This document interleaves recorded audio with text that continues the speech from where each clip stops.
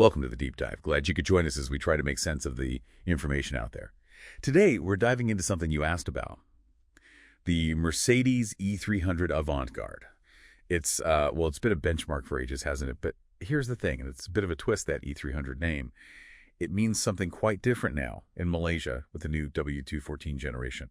Really tells a story about where things are headed. Yeah, it really does. It's interesting how they've sort of split the identity. You've got the new W214 E200 Avant-Garde that's around RM 356,000, and that now feels like the classic traditional E-Class, luxury refinement. But the performance side, what people maybe thought of with the E300 badge before, that's shifted over to the W214 E350E SMG line. That one's about RM 419,000. And it's a plug-in hybrid, a powerful one, a totally new direction, really. Okay, right. So this W214, that's the new chassis code, yeah? Yeah. Let's unpack its identity, the tech. Design-wise, it looks familiar, but updated. Like, you can see the link to their electric cars, the EQ models, that black panel at the front, the starlights at the back. Yeah. Pretty distinctive. Exactly. It's a visual bridge, as they say. And the Avant-Garde trim specifically, it gets that hexagonal grille, big 19-inch wheels. Looks quite contemporary. But inside, wow, they're calling it a digital sanctum. Yeah. The E200 gets two big screens, 12.3-inch and 14.4-inch. But this MBUX super screen in the E350E, I mean, besides just another screen for the passenger, what's the big deal there? Are people actually using things like Angry Birds in their car? Well, maybe not Angry Birds every day, but the super screen, it's more than just the extra 12.3-inch passenger display, which is neat for them, by the way. The whole system, the third-gen MBUX, it introduces these AI routines.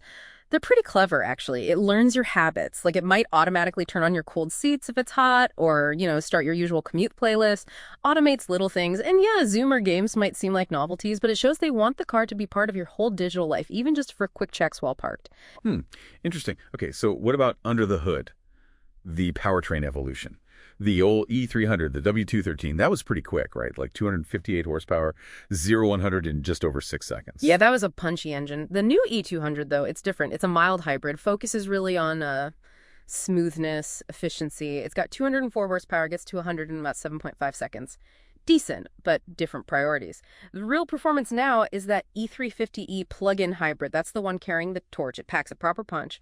313 horsepower, 550 newton-meters of torque. Does 0-100 in 6.4 seconds, so pretty close to the old E300. And this is the genuinely surprising part, the electric range. It can do up to 118 kilometers on just electricity. That's huge for a PHEV. Wow, 118 kilometers. Yeah.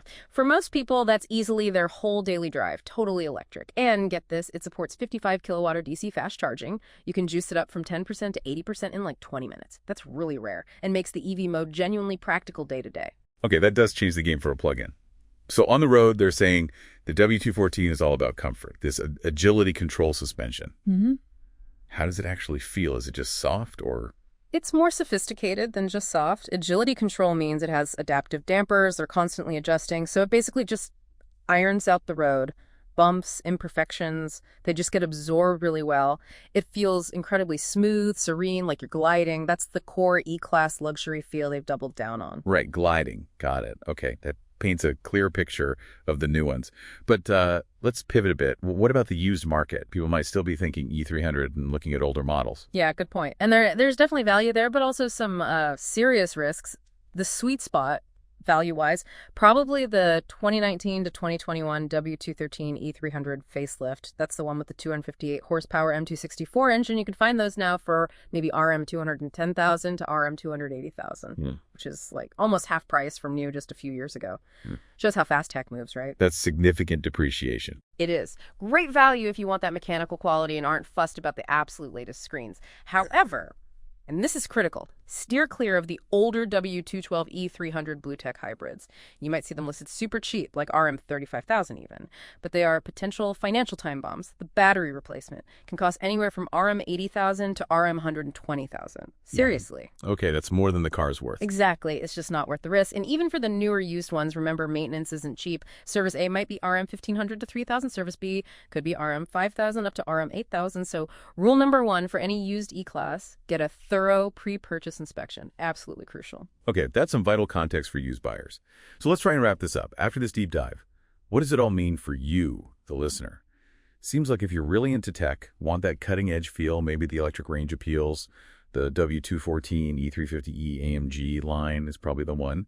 But if you want that traditional, prestigious E-Class vibe, pure comfort, sophisticated feel, without plugging in, the W214 E200 Avant-Garde sounds like the ticket.